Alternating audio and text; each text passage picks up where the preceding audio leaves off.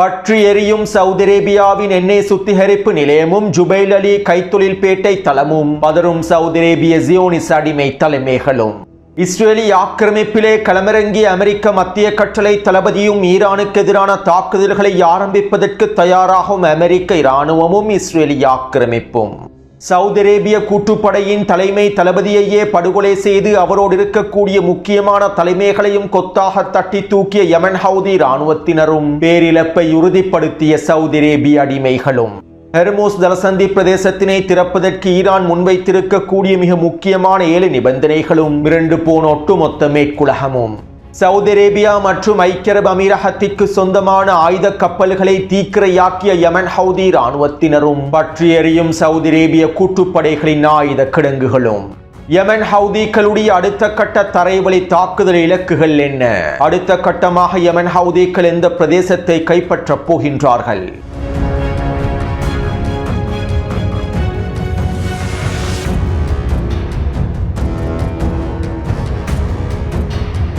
Saudi Arabia மற்றும் பாகிஸ்தானோடு மேற்கொள்ளப்பட்டிருக்கக்கூடிய முக்கூட்டு பாதுகாப்பு ஒப்பந்தம் தொடர்பாக துருக்கியினுடைய வெளியுறவுத்துறை அமைச்சர் ஹக்கன் ஃபிதான் நேற்றிரவு நடைபெற்ற ஊடக சந்திப்பில் கருத்துக்களை வெளியிட்டிருந்தார். நாங்கள் சவுதி அரேபியாவோடும் பாகிஸ்தானோடும் ஒன்றிணைந்து இந்த பாதுகாப்பு ஒப்பந்தத்தை முடித்திருப்பது எங்களுடைய நாடுகளுக்கு இடையிலான பாதுகாப்பை வலுப்படுத்துவதாகும். நேட்டோ நாடுகளுக்கிடையில் மேற்கொள்ளப்பட்டிருக்கக்கூடிய ஒப்பந்தத்தை போன்றே நாங்களும் இந்த ஒப்பந்தத்தை முடித்திருக்கின்றோம். அதே நேரம் குறித்த மக்கா பாதுகாப்பு ஒப்பந்தம் தொடர்பாக சில தெளிவுகளை அனைவரும் பெற்றுக் கொள்ள வேண்டும். நாங்கள் இந்த பாதுகாப்பு ஒப்பந்தத்தை சவுதி அரேபியாவோடும் பாகிஸ்தானோடும் முடித்திருப்பது இஸ்ரேலுக்கு எதிராக தாக்குதல்களை மேற்கொள்வதற்காக அல்ல. அதே போன்று இந்த ஒப்பந்தத்தின் மூலமாக நாங்கள் ஈரானுக்கு எதிரான தாக்குதல்களை மேற்கொள்வதற்கும் திட்டமிடவில்லை. குறிப்பாக இஸ்ரேலுக்கு எதிரான தாக்குதல்களை மேற்கொள்வதற்காக நாங்கள் இந்த ஒப்பந்தத்தை முடிக்கவில்லை. இந்த பாதுகாப்பு கூட்டமைப்பினுடைய இலக்கு இஸ்ரேலுக்கு எதிரான தாக்குதல்களை மேற்கொள்வதல்ல.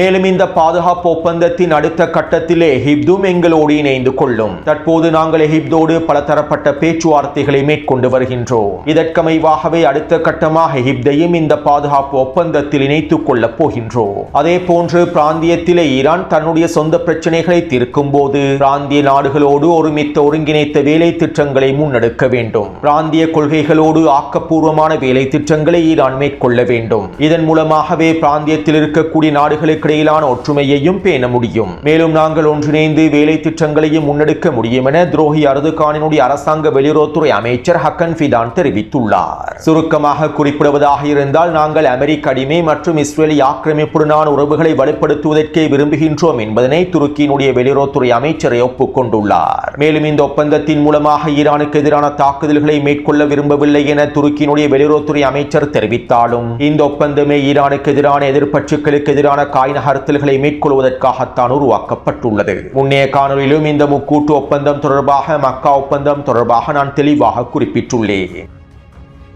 அத்தோடு சவுதி அரேபியாவினுடைய வெளியுறவுத்துறை அமைச்சரும் பாகிஸ்தானினுடைய வெளியுறவுத்துறை அமைச்சரும் துருக்கியினுடைய வெளியுறவுத்துறை அமைச்சரும் இந்த மக்கா ஒப்பந்தத்தில் கையொப்பமிடும்போது கூறிய இன்னும் ஒரு விடயம்தான், நாங்கள் இந்த பாதுகாப்பு கூட்டமைப்பை உருவாக்கியிருப்பது பயங்கரவாதத்தை முழுமையாக முடிவுக்கு கொண்டு வர வேண்டும் என்கின்ற நோக்கத்துடன் தான் என்று கூறியிருந்தார்கள். அதாவது இந்த 3 அடிமைகளும் துரோகிகளும் ஒன்றிணைந்து மத்திய கிழக்கு பிராந்தியத்திலே, அதுவும் அவர்களுடைய நாடுகளில் இருக்கக்கூடிய பயங்கரவாதத்தை முடிவுக்கு கொண்டு வரப்போகின்றார்களாம். இதற்காகத்தான் இந்த கூட்டமைப்பை உருவாக்கியுள்ளார்கள். மேலும் இந்த அடிமைகளுடைய துரோகிகளுடைய பார்வையில் பயங்கரவாதி யார் என்றால் பலஸ்தீனிய போராளிகளும் பலஸ்தீனிய போர்முனைக்கு ஆதரவான எதிர்ப்பற்றுகளும் ஈரானும் தான். மேலும் இதனை உறுதிப்படுத்தும் வகையில் பாகிஸ்தானினுடைய அடிமை இராணுவ தலைமை அதிகாரி ஆசிப் முனீர் இவ்வாறு தெரிவித்தார். எங்களுடைய இந்த பாதுகாப்பு ஒப்பந்தத்தின் மூலமாக நாங்கள் எங்களுடைய நாடுகளுக்குள்ளே இருக்கக்கூடிய பயங்கரவாதத்தை முடிவுக்கு கொண்டு வரப்போகின்றோம். இறுதியில் பயங்கரவாதம் என்பது இந்த 3 நாடுகளுக்கும் மிகப்பெரிய அச்சுறுத்தலாகவே மாறிவிட்டது. சவுதி அரேபியாவுக்கு எதிராக ஹவுதிகள் மேற்கொண்டு வரக்கூடிய தாக்குதல்கள் சவுதி அரேபியாவினுடைய இறையாண்மைக்கு மிகப்பெரிய அச்சுறுத்தலாக மாறிவிட்டது. சவுதி அரேபியாவுக்கு எதிரான ஹவுதிகளின் பயங்கரவாத தாக்குதல்களை நாங்கள் ஒரு பொழுதும் ஏற்றுக்கொள்ளப் போவதில்லை. மேலும் இந்த பயங்கரவாத நடவடிக்கைகள் முடிவுக்கு கொண்டு வரப்பட வேண்டும். அதே போன்று கடந்த காலத்திலே துருக்கியும் பயங்கரவாதத்தினால் பாதிக்கப்பட்டிருந்தது. இன்னும் பயங்கரவாதத்தினால் துருக்கி பாதிக்கப்பட்டு வருகின்றது. அதே போன்று பாகிஸ்தானும் பயங்கரவாத தாக்குதல்களினால் பாதிக்கப்படுகின்றோம். ஆப்கானிஸ்தானிலே இருக்கக்கூடியவர்கள் எங்களுடைய மண்ணில் பயங்கரவாதத்தை நடத்துகின்றனர். மேலும் இதனை முடிவுக்கு கொண்டு வருவதற்காகவே இந்த முக்கூட்டு ஒப்பந்தத்தை முடித்திருக்கின்றோம் என பாகிஸ்தானினுடைய அடிமை இராணுவ தலைமை அதிகாரி ஆசிம் முனீர் குறிப்பிட்டுள்ளார். அதாவது பாகிஸ்தானிய களத்திலே பல பயங்கரவாத குழுக்களை உருவாக்குவதற்கும் ISIS பயங்கரவாதிகளை உருவாக்குவதற்கும் ISIS பயங்கரவாத தக்ஃபீரி கருங்குஞ்சிகளுக்கும் இன்னும் பல பயங்கரவாத குழுக்களை உருவாக்குவதற்கு மிக முக்கியமான காரணியாக செயற்படக்கூடிய பாகிஸ்தானிய இராணுவத்தின் தலைமை அதிகாரி ஆசிம் முனீர் இந்த கருத்துக்களை வெளியிட்டிருப்பது உண்மையிலேயே வேடிக்கையான விடயமாகும். பிராந்தியத்திலே தக்ஃபீரி ISIS பயங்கரவாதிகளுக்கும் இன்னுமேனிய தக்ஃபீரி பயங்கரவாத கருங்குஞ்சிகளுக்கும் நிதி வழங்கக்கூடிய மிக முக்கியமான இராணுவமாகவே பாகிஸ்தானிய இராணுவம் காணப்படுகின்றது. சவுதி அரேபிய அடிமைகளும் ஏனைய குட்டி அடிமைகளும் அரபு நாடுகளில் இருக்கக்கூடிய தக்ஃபீரி கருங்குஞ்சிகளுடைய தலைமைகளும் அவர்களுடைய தக்ஃபீரி பயங்கரவாத குழுக்களை விரிவடைய செய்வதற்காக பாகிஸ்தானிய இராணுவத்தையே பயன்படுத்திக் கொள்கின்றார்கள். பாகிஸ்தானிய அரசியல் களத்தை தங்களுக்கு சாதகமாக பயன்படுத்திக் கொள்வதற்காகவும் பாகிஸ்தானிய மக்களை அடக்கி ஆள்வதற்காகவும் பிரிவினைவாதத்தை விதைத்து பயங்கரவாதத்தை விதைத்து எல்லா விதமான வேலை திட்டங்களையும் மேற்கொள்ளக்கூடிய பாகிஸ்தானிய அடிமை தளபதி ஆசிஃப் முனீர் இந்த கருத்துக்களை வெளியிட்டிருப்பது உண்மையிலேயே அருவருப்பானதாகவே இருக்கின்றது. இன்னும் ஒரு விதத்தில் குறிப்பிடுவதாக இருந்தால் ISIS தக்ஃபீரி கருங்குஞ்சுகளையும் இன்னுமேனிய பல தக்ஃபீரி கருங்குஞ்சுகளையும் விரிவாக்குவதற்கு மூல காரணமாக இருக்கக்கூடிய 3 மிக முக்கியமான நாடுகளே தற்போது ஒன்றிணைந்து பயங்கரவாதத்திற்கு எதிராக செயற்பட போவதாக அறிவித்துள்ளார்கள். எனவே துருக்கியும் பாகிஸ்தானும் சவுதி அரேபியாவும் கண்ணாடிக்கு முன்னால் நின்று கொண்டு அவர்களுடைய இலக்குகளை நடைமுறைப்படுத்தினால் நிச்சயமாக அவர்களுடைய இலக்குகளை அடைந்து கொள்ள முடியுமாக இருக்கும். என்னை பொறுத்தவரையில் இந்த அடிமைகளும் துரோகிகளும் ஒன்றிணைந்து இந்த முக்கூட்டு பாதுகாப்பு ஒப்பந்தத்தை முன்வைத்திருப்பது பயங்கரவாதத்தை முடிவுக்கு கொண்டு வருவதற்காகவல்ல, பயங்கரவாதத்தை விரிவாக்குவதற்காகவும் அமெரிக்காவினுடைய இஸ்ரேலி ஆக்கிரமிப்பினுடைய அடுத்த கட்ட வேலை திட்டங்களை பிராந்தியத்திலே விரிவாக்குவதற்காகவுமே இந்த 3 அடிமை நாடுகளும் இந்த முக்கூட்டு பாதுகாப்பு ஒப்பந்தத்தை முடித்துள்ளார்கள். அடுத்து துருக்கிக்கும் சவுதி அரேபியாவுக்கும் பாகிஸ்தானுக்கும் இடையிலே மேற்கொள்ளப்பட்டிருக்கக்கூடிய இந்த பாதுகாப்பு கூட்டமைப்பு தொடர்பாக யமன் ஹவுதிகளுடைய அன்சாருல்லாஹ்வுடைய வெளியுறவுத்துறை அமைச்சர் இவ்வாறு தெரிவித்துள்ளார். அல்-அக்ஸா வெள்ளப்போர் ஆரம்பிக்கப்பட்டு 3 வருடங்கள் கடந்துவிட்டன. 1.5 லட்சத்திற்கும் அதிகமான பலஸ்தீனிய மக்கள் இனப்படுகொலை செய்யப்பட்டு விட்டார்கள். ஆனால் இந்த நாடுகளோ பலஸ்தீனிய மக்களுக்காக எந்த விதமான ஒப்பந்தத்தையும் முடிக்கவில்லை. ஜியோனிஸ் ஆக்கிரமிப்பு எதிரிற்கு எதிராக எந்த விதமான அழுத்தங்களையும் வழங்கவில்லை. ஏன் ஜியோனிஸ் ஆக்கிரமிப்பு எதிரிற்கு எதிராக ஒரு ட்ரோன் தாக்குதலை கூட அவர்களால் மேற்கொள்ள முடியவில்லை. ஏனென்றால் இவர்களுடைய கூட்டணியானது அமெரிக்காவினதும் ஜியோனிஸ் ஆக்கிரமிப்பினதும் நலன்களை பிராந்தியத்தில் விரிவுபடுத்துவதற்காக மேற்கொள்ளப்பட்டிருக்கக்கூடிய கூட்டணியாகும். மேலும் இந்த கூட்டணிக்கெல்லாம் யமன் மக்களோ யமன் தலைமைகளோ பயப்பட போவதில்லை. யமன் மக்களுக்கு எதிராக சவுதி அரேபியா 12 வருடங்களுக்கு மேலாக ஆக்கிரமிப்பை மேற்கொண்டு வருகின்றது. யமன் மக்களையும் பெண்களையும் குழந்தைகளையும் இனப்படுகொலை செய்து வருகின்றது. இதனால் எங்களுக்கு எதிராக யமன் மக்களுக்கு எதிராக சவுதி அரேபியாவோடு ஒன்றிணையக்கூடிய எந்த ஒரு நாடாக இருந்தாலும் அதுவும் எங்களுக்கு ஆக்கிரமிப்பு நாடுதான். நீங்கள் சவுதி அரேபியாவோடு ஒன்றிணைந்து எங்களுக்கு எதிராக தாக்குதல்களை மேற்கொண்டால் நாங்கள் யார் என்பதனை நீங்கள் தெளிவாக புரிந்து கொள்ளும் வரை நாங்கள் பதிலடி தாக்குதல்களை மேற்கொள்வோம். எங்களுடைய நாட்டு மக்களுக்கு எதிரான ஆக்கிரமிப்பு தாக்குதல்களில் துணை நிற்கக்கூடிய சவுதி அரேபியாவுக்கு ஆதரவளிக்கக்கூடிய எந்த ஒரு நாட்டுக்கும் நாங்கள் எங்களுடைய இறுதி எச்சரிக்கைகளை வழங்கிக் கொள்கின்றோம். நீங்கள் எங்களுக்கு எதிராக யமன் மக்களுக்கு எதிராக ஒட்டுமொத்த உலகத்தை கொண்டு வந்தாலும் இறைவனின் உதவியோடு நாங்கள் தனித்து நின்று போராடுவோம். மேலும் நீங்கள் ஒட்டுமொத்த உலகத்தையும் எங்களுக்கு எதிராக கொண்டு வந்தாலும் அதனால் உங்களுக்கு எந்த பயனும் கிடைக்கப் போவதில்லை. விரைவில் நீங்கள் இதனை உணர்ந்து கொள்வீர்கள் என யமன் அன்சாருல்லாஹ்வினுடைய வெளியுறவுத்துறை அமைச்சர் தெரிவித்துள்ளார். அடுத்து 2 நாட்களுக்கு முன்பு யமனின் ஹதர்மௌத் அல் அபர் பிரதேசத்திலே இருக்கக்கூடிய மிக முக்கியமான இராணுவ கட்டளை தளத்தை இலக்கு வைத்து யமன் ஹவுதிகள் உச்ச தாக்குதல்களை மேற்கொண்டிருந்தார்கள். இந்த தாக்குதல்களிலே 58க்கும் அதிகமான சவுதி அரேபிய அதிகாரிகளும் சவுதி அரேபிய கூட்டுப்படை தளபதிகளும் கொல்லப்பட்டிருப்பதாக தற்போது சவுதி அரேபியாவை உறுதி செய்துள்ளது. கிடைக்கப்பெற்றிருக்கக்கூடிய தகவல்களுக்கு அமைவாக 100க்கும் அதிகமான அதிகாரிகளும் தளபதிகளும் அல் அபர் பிரதேசத்திலே கொல்லப்பட்டுள்ளார்கள். மேலும் குறித்த தாக்குதல்களில் சவுதி அரேபிய கூட்டுப்படைகளுடைய தலைமை அதிகாரியாக செயற்பட்ட ஜாகிர் பின் அஜீஸும் அளிக்கப்பட்டுள்ளார். அதாவது யமனின் களத்தில் இருக்கக்கூடிய சவுதி அரேபிய கூட்டுப்படைகளை ஒன்றிணைத்து வழிநடத்தக்கூடிய தலைமை தளபதியாகவும் ஒட்டுமொத்த கூட்டுப்படைகளையும் ஒன்றிணைக்கக்கூடிய கூட்டுப்படை தளபதியாகவும் இவர் தான் செயற்பட்டுள்ளார். யமன் ஹவுதிகளுடைய தாக்குதல்களில் இவர் அளிக்கப்பட்டுள்ளார். மேலும் இவரோடு சேர்ந்து பல முக்கியமான அதிகாரிகளும் தளபதிகளும் கொத்து கொத்தாக அளிக்கப்பட்டுள்ளார்கள். உண்மையிலேயே இது சவுதி அரேபியாவுக்கு ஏற்பட்டிருக்கக்கூடிய மிகப்பெரிய இழப்பாகும். சவுதி அரேபிய ஆதரவு கூட்டுப்படைகளுடைய தளபதி அளிக்கப்பட்டிருப்பது தற்போது குறித்த கூட்டுப்படையை மேலும் பலவீனப்படுத்தி இருப்பதாக யமன் ஊடகவியலாளர்களும் தெரிவித்துள்ளார்கள். அடுத்து இன்று காலையிலேயே யெமன் எல்லை பிரதேசத்திற்கு அருகாமையில் இருக்கக்கூடிய சவுதி அரேபியாவுக்கு சொந்தமான மிக முக்கியமான எண்ணெய் உற்பத்தி தளமான ஜீசான் எண்ணெய் உற்பத்தி தளத்தை இலக்கு வைத்து யெமன் ஹவுதிகள் ஏவுகணை தாக்குதல்களையும் ட்ரோன் தாக்குதல்களையும் மேற்கொண்டிருந்தார்கள். இந்த தாக்குதலினால் ஜீசான் எண்ணெய் உற்பத்தி தளத்தில் வெடிப்புகள் பதிவாகியுள்ளன. மேலும் மிகப்பெரிய தீப்பரவல் ஒன்று ஏற்பட்டிருப்பதாகவும் தெரிவிக்கப்படுகின்றது. அதே நேரம் குறித்த எண்ணெய் உற்பத்தி தளத்தில் தீப்பரவல் ஏற்பட்டிருப்பதனை சவுதி அரேபியாவுடைய ஊடகங்களும் ஒப்புக்கொண்டுள்ளன. இருப்பினும் சவுதி அரேபிய அரசாங்கம் யெமன் ஹவுதி தாக்குதல்களை வெளிப்படையாக அறிவிக்கவில்லை. மேலும் இந்த தாக்குதல்களை தொடர்ந்து யெமன் அன்சாருல்லாஹ்வினுடைய தலைமைகள் சவுதி அரேபியாவுக்கும் துருக்கிக்கும் பாகிஸ்தானுக்கும் எதிராக சவால் விட்டிருந்தார்கள். நாங்கள் தற்போது சவுதி அரேபியாவினுடைய எண்ணெய் தளத்தை இலக்கு வைத்து தாக்குதல்களை மேற்கொண்டுள்ளோம். சவுதி அரேபியாவினுடைய வான்பரப்பிற்குள்ளே நுழைந்து நாங்கள் ட்ரோன் தாக்குதல்களையும் ஏவுகணை தாக்குதல்களையும் மேற்கொண்டுள்ளோம். இதனால் தற்போது நாங்கள் துருக்கி மற்றும் பாகிஸ்தானுக்கு எதிராக தாக்குதல்களை மேற்கொண்டவர்களாக மாறிவிட்டோம். அவர்கள் மேற்கொண்டிருக்கக்கூடிய ஒப்பந்தத்திற்கு அமைவாக அவசரமாக செயற்பட வேண்டும். மேற்கொள்ளப்பட்டிருக்கக்கூடிய மக்கா ஒப்பந்தத்தை நடைமுறைப்படுத்துவதற்கு துருக்கிக்கும் பாகிஸ்தானுக்கும் இது ஒரு சிறந்த வாய்ப்பாகும். இதனால் தைரியம் இருந்தால் அவசரமாக எங்களுக்கு எதிரான தாக்குதல்களை ஆரம்பியுங்கள். உங்களுடைய ஒப்பந்தத்திற்கு அமைவாக நாங்கள் சவுதி அரேபியாவை இலக்கு வைத்து விட்டோம். இப்போது நீங்கள் முடிந்தால் எங்களுக்கு எதிராக களமிறங்கி பாருங்கள். உங்களுக்கு தைரியம் இருந்தால் எங்களுக்கு எதிரான பதிலடி தாக்குதல்களை மேற்கொள்ளுங்கள். இல்லாவிட்டால் உங்களுடைய ஒப்பந்தம் வெறும் காகித புலி ஒப்பந்தம் என்பதனை ஒப்புக்கொள்ளுங்கள்.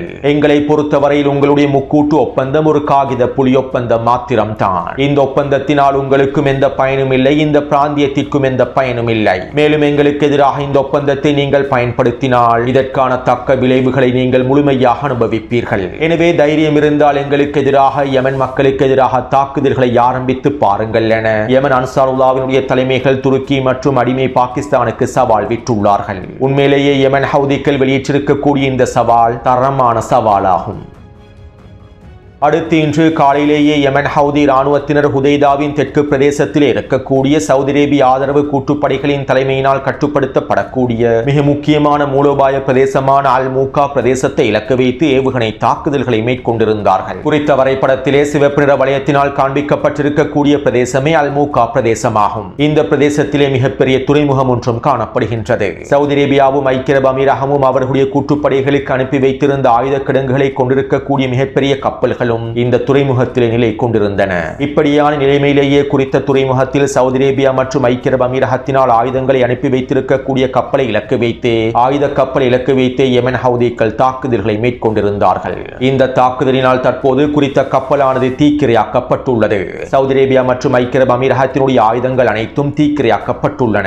இதைத் தொடர்ந்து குறித்த துறைமுகத்தில் இருக்கக்கூடிய ஆயுத கிடங்கை இலக்கு வைத்தும் தாக்குதல்களை மேற்கொண்டுள்ளார்கள். இந்த தாக்குதலினால் குறித்த ஆயுத கிடங்கானது முழுமையாக வெடித்து சிதறியிருந்தது. இவை தொடர்பான காணொளிகளையும் புகைப்படங்களையும் டெலிகிராம் சேனலில் பதிவிட்டுள்ளேன். அதாவது அல் மூகா பிரதேசத்தில் இருக்கக்கூடிய சவுதி அரேபிய கூட்டுப்படைகளுடைய ஐக்கிய அரபு அமீரக கூட்டுப்படைகளுடைய ஆயுத கிடங்குகளும் அடிமை சவுதி அரேபியா மற்றும் ஐக்கிய அரபு அமீரகத்தினால் அனுப்பி வைக்கப்பட்டிருக்கக்கூடிய ஆயுதங்களும் மொத்தமாக அழிக்கப்பட்டுள்ளன. மேலும் இதுவும் சவுதி அரேபியாவுக்கு ஏற்பட்டிருக்கக்கூடிய மிகப்பெரிய பேரிழப்பாகும். சவுதி அரேபிய கூட்டுப்படைகளுக்கு ஏற்பட்டிருக்கக்கூடிய மிகப்பெரிய இழப்பாகும். அடுத்து யெமன் ஹவுதி இராணுவத்தினர் உச்சக்கட்ட தரைவழி தாக்குதல்களையும் மேற்கொண்டு வருகின்றார்கள். நேற்றிரவு வெளியிட்ட காணொலியில் குறித்த தரைவழி தாக்குதல்கள் தொடர்பாக தெளிவாக குறிப்பிட்டிருந்தேன். 4 பிரதேசங்கள் வழியாக யெமன் ஹவுதி இராணுவத்தினர் உச்ச தரைவழி தாக்குதல்களை மேற்கொண்டு வருகின்றார்கள். இப்படியான நிலைமையில் கடந்த 12 மணித்தியாலங்களாக யெமனுடைய மத்திய பிரதேசமான மாரி பிரதேசத்தை இலக்கு வைத்து ஏவுகணை தாக்குதல்களை மேற்கொண்டு வருகின்றார்கள். மாரி பிரதேசத்தில் இருக்கக்கூடிய பல இராணுவ தளங்களை இலக்கு வைத்து உச்ச தாக்குதல்களை மேற்கொண்டு வருகின்றார்கள். அதாவது யெமன் ஹவுதி அடுத்த கட்ட இலக்காக யெமனினுடைய மத்திய பிரதேசமான மாரி பிரதேசமே காணப்படுகின்றது. குறித்த வரைபடத்திலே சிவப்பு நிற வளையத்தினால் காண்பிக்கப்பட்டிருக்கக்கூடிய பிரதேசமே மாரி பிரதேசமாகும். மேலும் இந்த மாரி பிரதேசமானது எண்ணெய் வளம் நிறைந்திருக்கக்கூடிய மிக முக்கியமான பிரதேசமாகும். அதிகளவான எண்ணெய் கிணறுகளும் எண்ணெய் சுத்திகரிப்பு நிலையங்களும் குறித்த மாரி பிரதேசத்திலே காணப்படுகின்றன. மேலும் இந்த எண்ணெய் சுத்திகரிப்பு நிலையங்களையும் எண்ணெய் கிணறுகளையும் சவுதி அரேபியாவை கட்டுப்படுத்துகின்றது. பாகிஸ்தானினுடைய 8000க்கும் அதிகமான துருப்புக்களையும் குறித்த தளங்களில் தான் நிலை கொள்ள செய்துள்ளது. இப்படியான நிலைமையிலேயே தற்போது குறித்த மாரி பிரதேசத்தை யெமன் ஹவுதி இராணுவத்தினர் முழுமையாக கைப்பற்றுவதற்கு திட்டமிட்டுள்ளார்கள். 2022ஆம் ஆண்டு யுத்த நிறுத்த ஒப்பந்தம் மேற்கொள்ளப்படுவதற்கு முன்பும் யெமன் ஹவுதி இராணுவத்தினர் மாரி பிரதேசத்தை கைப்பற்றுவதற்கான தாக்குதல்களை ஆரம்பித்திருந்தார்கள். இந்த தாக்குதல்கள் உச்சக்கட்டத்தை நோக்கி நகரும் சந்தர்ப்பத்தில் மாரி பிரதேசம் கையை விட்டு நழுவும் சந்தர்ப்பத்திலேயே சவுதி அரேபியா அவசரமாக யெமன் ஹவுதிகளோடு ஒப்பந்தத்தை முடித்தது.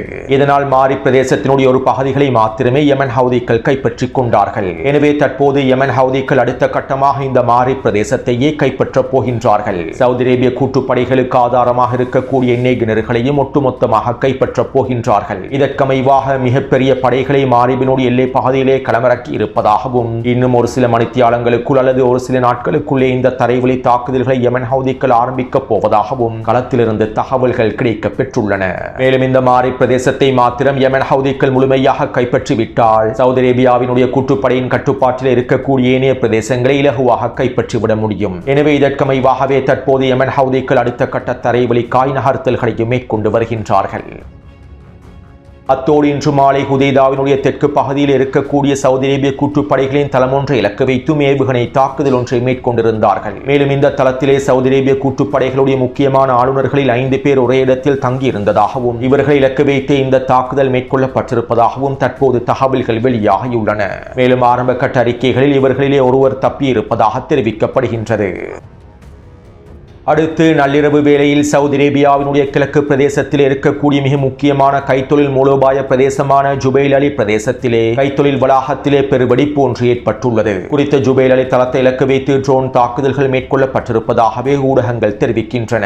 மேலும் ஜுபைல் அலி தளத்திலே தீப்பரவல் ஏற்பட்டிருப்பதற்கான உறுதிப்படுத்தக்கூடிய புகைப்படங்களையும் டெலிகிராம் சேனலில் பதிவிட்டிருந்தேன். மேலும் குறித்த தாக்குதலானது ஈராக் எதிர்ப்பு குழுக்களால் மேற்கொள்ளப்பட்டிருக்கக்கூடிய தாக்குதல் என தெரிவிக்கப்படுகின்றது. இருப்பினும் ஈராக் எதிர்ப்பு குழுக்கள் இதனையும் பூர்வமாக அறிவிக்கவில்லை. நேற்றைய தினம் தாக்குதல்களை ஒத்திவைப்பதாகவே ஈராக் எதிர்ப்பு குழுக்கள் அறிவித்திருந்தார்கள். இருப்பினும் ஈராக்கிய களத்தில் IRGC ராணுவத்தின் நேரடியான கட்டுப்பாட்டுக்கு கீழால் இருக்கக்கூடிய எதிர்ப்பு போராளிகள் இந்த தாக்குதல்களை மேற்கொண்டிருக்கலாம் என தெரிவிக்கப்படுகின்றது.